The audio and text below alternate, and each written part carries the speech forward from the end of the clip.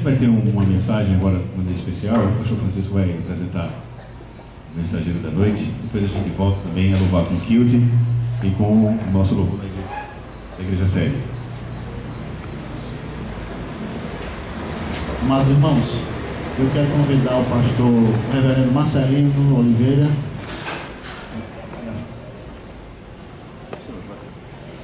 Pastor Marcelino Oliveira, ele é o mensageiro do Senhor nesta noite. O reverendo Marcelino tem sido um colaborador nosso, um amigo desde o início, né? Nós somos colegas desde o seminário, então é uma amizade já de longa data. Então, é uma amizade que se tornou uma parceria, né? Então, nós somos colegas, né?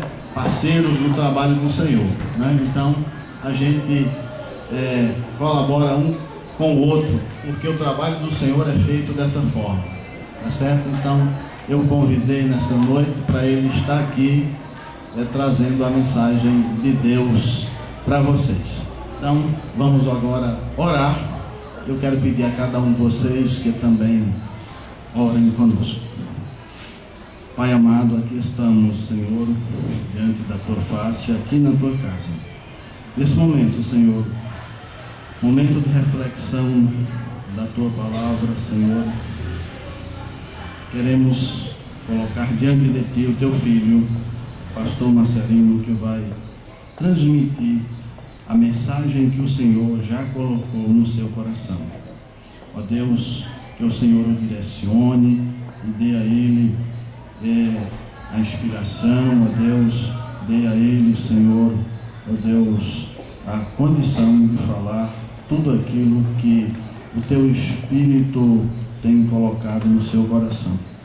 E que essa palavra encontre guarida em nossos corações, que seja para nossa edificação no amor do Senhor, para que ela cumpra o propósito que o Senhor Deus tem preparado para cada um de nós. Deus, em nome do Senhor Jesus, que desde já nós oramos e te agradecemos. Amém. Graça e paz, irmãos. Uma alegria muito grande estarmos aqui com todos os queridos, louvando a Deus, engrandecendo o seu santo e maravilhoso nome, e agora especificamente para transmitirmos a sua palavra, sua santa palavra, que é viva, que é eficaz, que transforma de fato vidas, que comunica a graça de Deus. Queria que vocês abrissem suas Bíblias no livro de Atos, capítulo 2, verso 37 ao verso 41. Atos capítulo 2, verso 37 ao verso 41.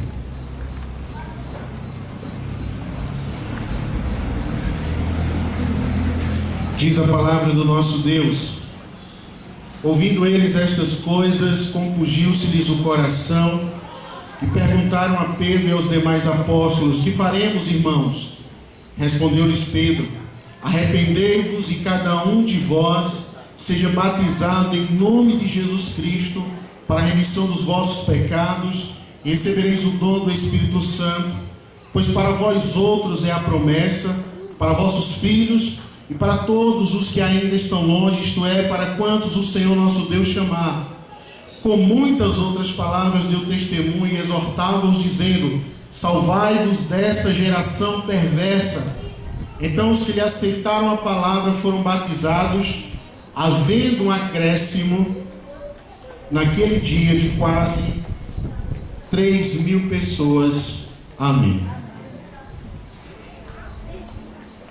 Queridos irmãos, esse é um texto clássico, um texto muito conhecido da palavra do Senhor, um texto que fala do arrependimento, da nova vida, do como é estar em Cristo, como acontece isso na vida daquele que não tem Cristo como Senhor e Salvador. E ele se dá em um contexto em que Pedro estava dando uma explicação acerca de algo que tinha acontecido por ocasião da festa do Pentecoste. Como sabemos, a festa do Pentecoste, uma festa tradicional, cultural em Israel, religiosa, onde em síntese celebravam a providência de Deus, o cuidado de Deus em colocar o pão na mesa deles. Era uma festa maravilhosa que trazia povo do Senhor, judeus que estavam espalhados por todas as regiões vizinhas a Israel.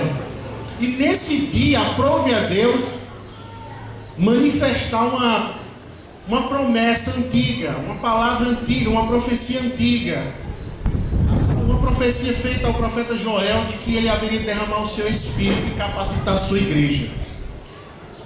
E isso aconteceu. Estavam os seus discípulos de Cristo reunidos, e de repente veio do céu essa manifestação miraculosa do Senhor Espírito Santo na vida dos discípulos, e estes começaram a proclamar o Evangelho da graça, o arrependimento, a crença em Jesus Cristo, a todos que estavam ali participando daquela festa, daquela celebração cultural e religiosa.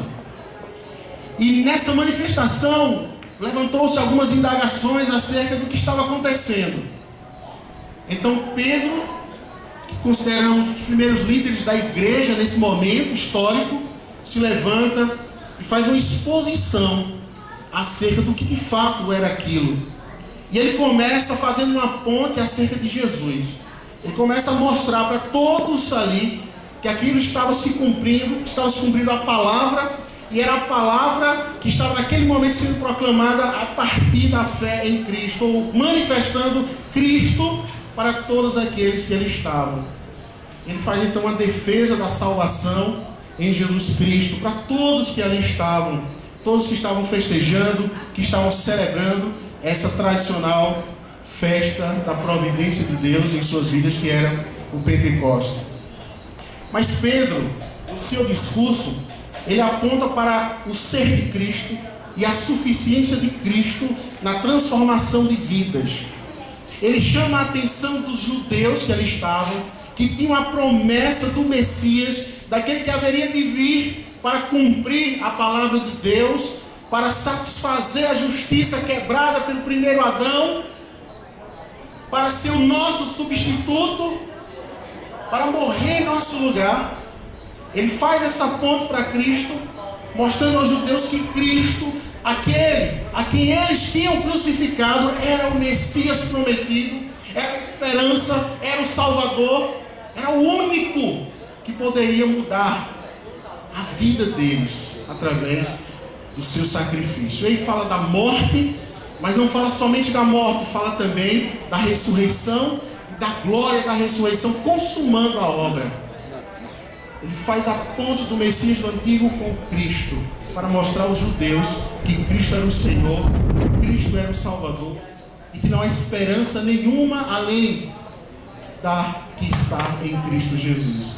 Neste momento de discurso, de ponte do Antigo para o Novo, mostrando que Cristo era o Senhor, muitos ali entenderam, muitos ali compreenderam que de fato aquela palavra de Pedro era uma palavra verdadeira, era uma palavra de vida, era a verdade, como foi anunciada pelo próprio Senhor Jesus Cristo, quando disse aos judeus: eu sou o caminho, a verdade e a vida, ninguém vem ao Pai senão por mim. E quando Jesus diz essas palavras, diz em um contexto que ele sabia o que significava caminho, verdade e vida. Jesus estava trazendo a memória dos judeus, quando disse isso, dos religiosos, que ele era as 3 portas do tabernáculo, que conduzia o pecador a Shekinah, a presença de Deus, através do sacerdote. Jesus estava dizendo: eu sou aquelas 3 portas do tabernáculo. Vocês sabem o que significa caminho, verdade e vida. E Pedro faz essa ponte, e eles então compreendem isso, eles entenderam. E agora surge a pergunta do texto. Começa verso 37: ouvindo eles estas coisas, compungiu-se-lhes o coração, e perguntaram a Pedro e aos demais apóstolos: que faremos, irmão? Eu queria falar de algumas características daqueles que, da verdadeira fé, da verdadeira compreensão no Cristo. A primeira característica é uma atitude real de que compreendeu o real significado da verdade. Não é uma atitude falha, duvidosa. Eles compreenderam, ouvindo as palavras, diz o texto que o coração deles, houve um ribuliço no coração deles. Nós costumamos dizer ribuliço quando Deus dá uma sacudida, né? Houve um ribuliço no coração daqueles homens. E eles perguntaram: sim, sabemos agora o que é isso. Entendemos, Pedro, o seu discurso. Compreendemos que ele é o Messias, que ele é prometido pelos profetas. Você falou muito bem, Pedro. Você defendeu muito bem. Sim, mas o que faremos agora? Qual a atitude que Deus espera de cada um de nós? O que devemos fazer? E Pedro diz: arrependei-vos. E arrependimento nas Escrituras significa abandonar o pecado, significa rejeitar o pecado, significa renunciar ao pecado. Tudo aquilo que afronta a santidade de Deus, tudo aquilo que afronta o nosso Deus, tudo aquilo que não está em harmonia com a sua lei revelada para nós. Pedro está dizendo: vocês têm que deixar de lado o pecado, vocês têm que renunciar ao pecado, têm que dizer não para ele. Vocês têm que ter uma tristeza profunda por causa dos seus pecados, porque o pecado é uma afronta ao Deus Criador. Foi o pecado de vocês, foi a transgressão do primeiro homem que fez com que o Deus eterno viesse aqui para salvá-los, porque não havia outro meio do homem pecador ser salvo senão pelo próprio Deus, porque só Ele era capaz de cumprir a sua justiça perfeita e receber a sua própria ira, e ainda assim ser Deus, e ainda assim ser o nosso Senhor, e ainda assim ser o nosso Salvador. Arrependei-vos, deixem de lado isso. O que isso implica para nós? Bom, para nós que somos cristãos, para nós que já estamos em Cristo, que somos salvos, somos povo dele, implica que todo o nosso ser constantemente deve estar sempre em uma autoavaliação. Como eu estou diante do Senhor? O que eu estou fazendo para o Senhor? Será que eu estou de mãos dadas com o pecado? Será que eu estou vivendo ainda amarrado ao pecado, entranhado ao pecado? O que isso implica para nós cristãos? Devemos viver uma vida de santidade. Devemos buscar a santidade sem a qual ninguém verá o Senhor, como diz a sua palavra. Devemos rejeitar o pecado a cada dia que nos rodeia, que nos assedia, que em todos os meios que estão à nossa volta tenta constantemente nos tirar da comunhão, da presença do Senhor, da intimidade com o nosso Deus. Devemos estar junto a Ele e dizer não ao pecado, rejeitar o pecado com convicção, com fé, não simplesmente para dizermos eu sou um santo, não, mas para a glória de Deus, para o louvor do Senhor, para que Ele tenha prazer em nós também, a cada dia com as nossas atitudes corretas. O que isso implica para aqueles que não conhecem a Cristo? Implica que você, se você compreendeu essa palavra, deve fazer a mesma indagação destes homens. O que devo fazer? E a resposta é: arrependa-se dos seus pecados, volte-se para Cristo, peça perdão a Ele, abomine o pecado, porque você foi criado para louvor da glória de Deus. Mas o texto também diz: arrependei-vos cada um de vós. Respondeu Pedro: arrependei-vos cada um de vós e seja batizado em nome de Cristo para a remissão dos vossos pecados e recebereis o dom do Espírito. Implicitamente está o crer, porque o batismo pressupõe a confissão pública, pressupõe a declaração em alto e bom som que cremos em Jesus Cristo, que temos a Cristo Jesus como nosso Senhor e como nosso Salvador.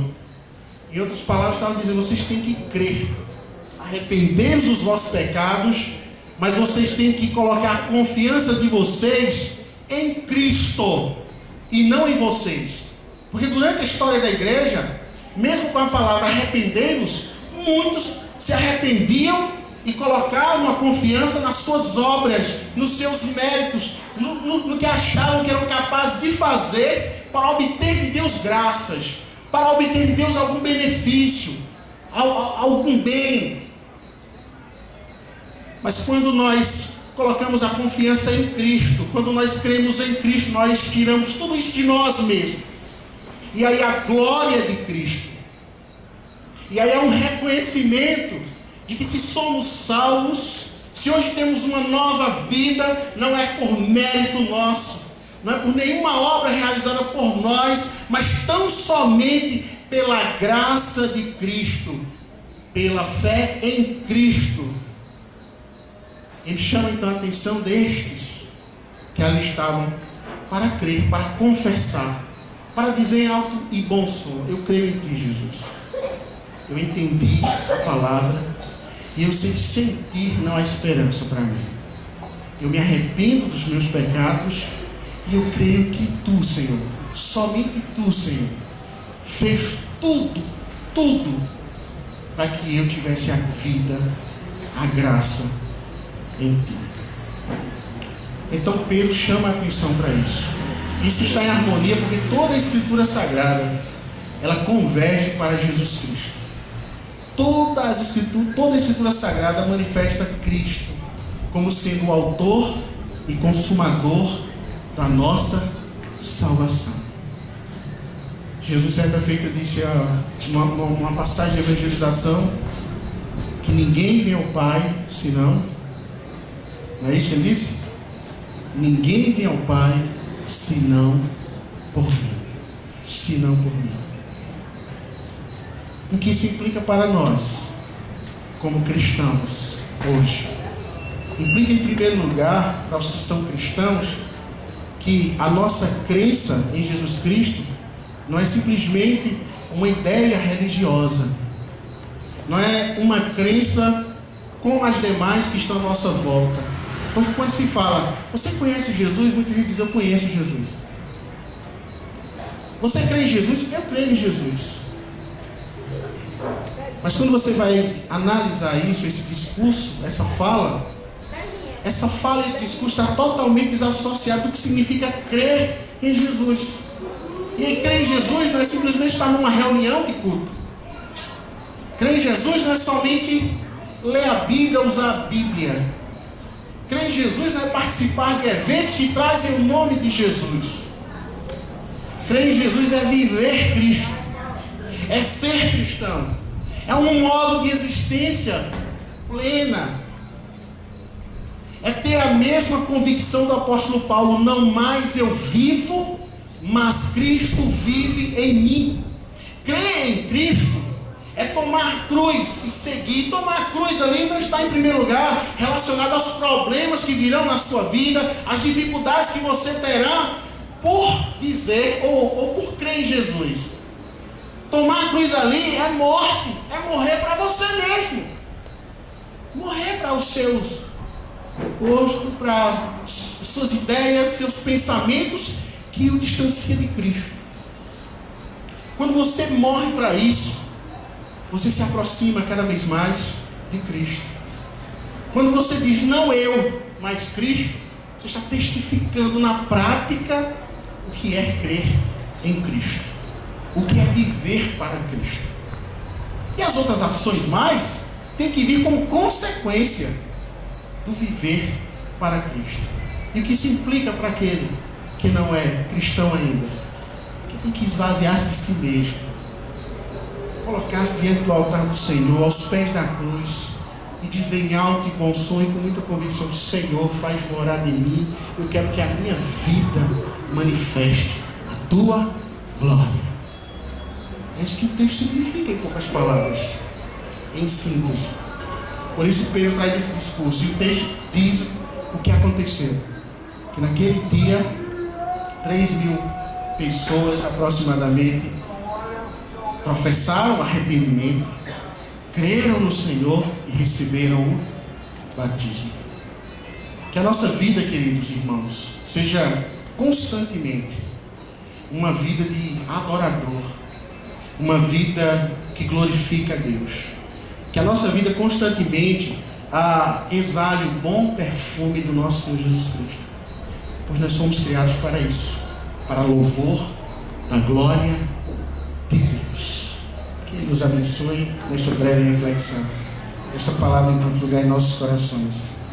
Cada dia caminhamos juntos como igreja, marchando rumo, olhando para o autor e consumador da nossa fé. Que Ele nos abençoe em Cristo Jesus. Amém.